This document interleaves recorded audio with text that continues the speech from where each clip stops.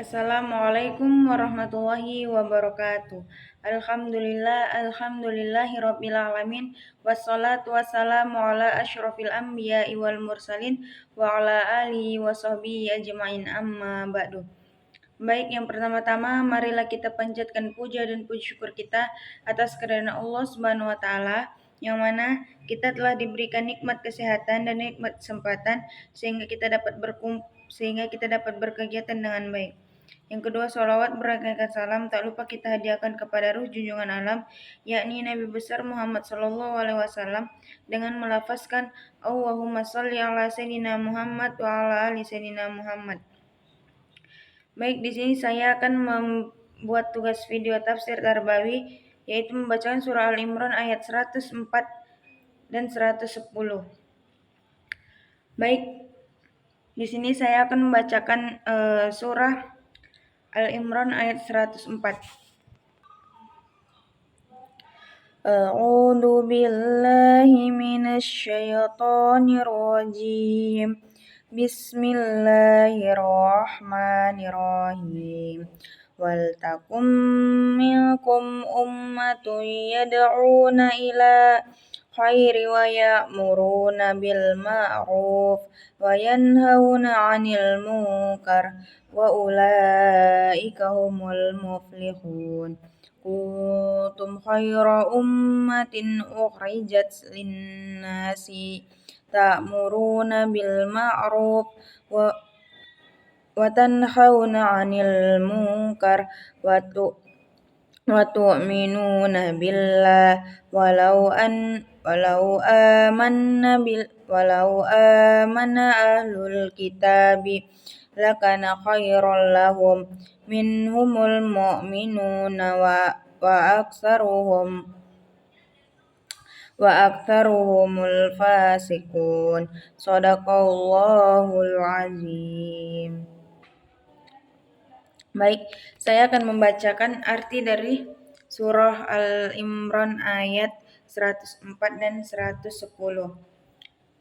Wal takum minkum ummatun yad'una ila khairi wa ya'muruna bil ma'ruf. Dan jadilah atau hendaklah di antara kamu umat, mereka menyeru kepada kebajikan dan mereka menyuruh dengan kebaikan dan mencegah mereka dari mungkar. Wa ulaika humul muflihun, dan mereka itulah orang-orang yang beruntung.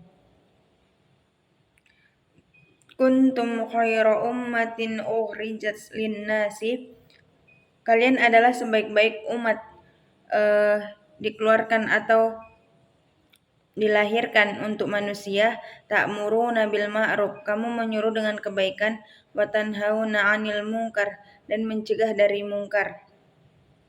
Wa tu'minuna billah, dan kamu beriman kepada Allah. Walau amana ahlul kitab, dan sekiranya beriman ahli kitab, lakana khairal lahum, tentulah lebih baik bagi mereka. Minhumul mu'minuna, di antara mereka orang-orang beriman. Wa aktsaruhum, dan kebanyakan mereka fasikun, orang-orang yang fasik.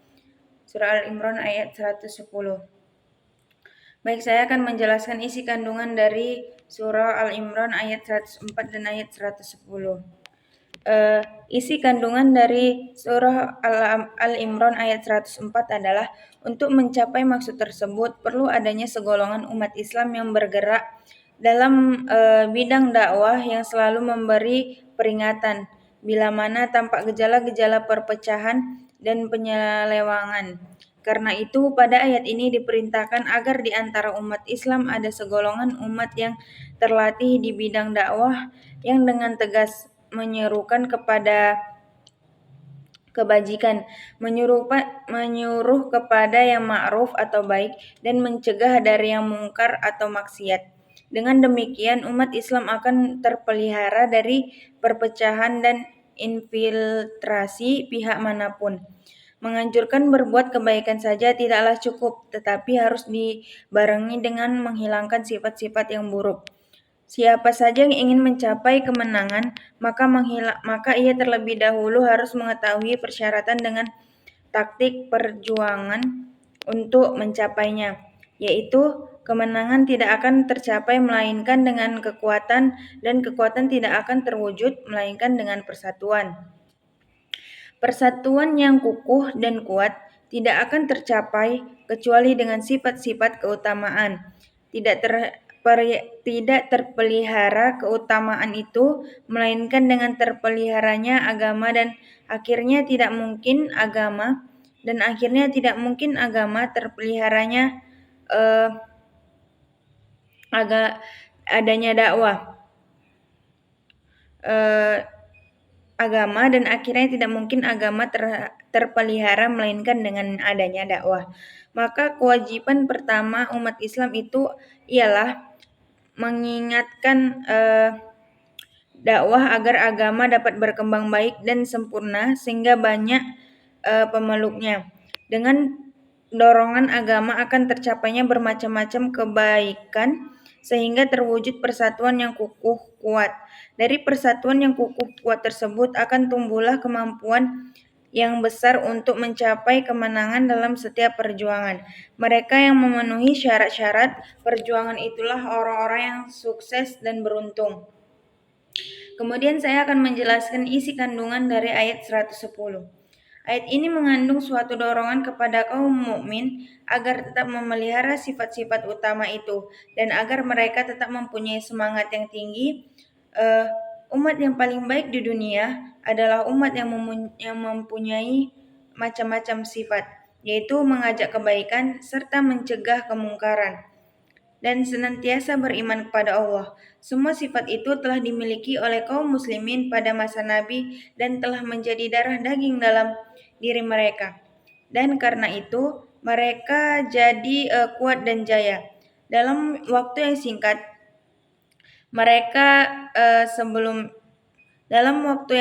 mereka telah berhasil menjadikan seluruh tanah Arab patuh dan tunduk dalam naungan Islam, hidup aman dan tentram di bawah panji-panji keadilan. Padahal mereka sebelumnya adalah umat yang berpecah belah, selalu berada dalam suasana kacau dan sering berperang antara sesama manusia. Ini adalah berkat keteguhan iman dan kepatuhan mereka menjalankan agama dan berkat ketabahan dan keuletan mereka menegakkan amar ma'ruf dan mencegah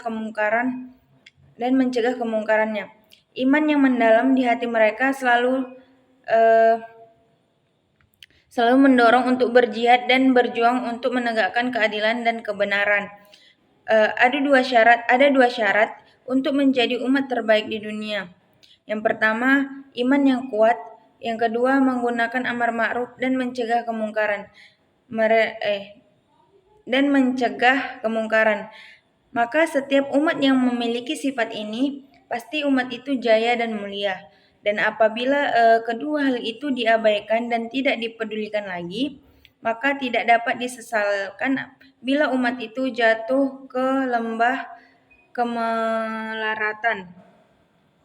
Ahli kitab itu jika beriman tentulah lebih baik bagi mereka, tetapi sedikit sekali di antara mereka yang beriman seperti Abdullah bin Salam dan kawan-kawan, dan kebanyakan mereka adalah orang fasik.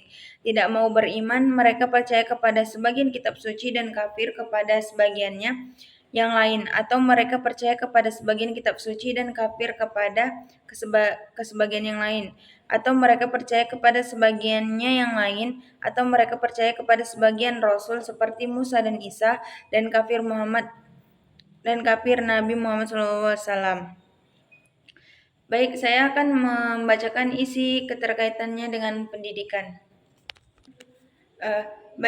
Keterkaitannya dengan pendidikan adalah mengajarkan amar ma'ruf nahi mungkar, kewajiban berdakwah, kewajiban menjadi umat terbaik, nilai-nilai Islam seperti amar ma'ruf nahi mungkar, keimanan, kejujuran, dan menekankan nilai-nilai kebaikan, mencegah keburukan dan menjadi umat yang terbaik. Sekian penjelasan isi kandungan dan keterkaitan dengan pendidikan yang bisa saya dapatkan dari surah Al-Imran ayat 104 dan ayat 110. Kurang dan lebihnya saya mohon maaf. Wabillahi taufiq wal hidayah. Wassalamualaikum warahmatullahi wabarakatuh.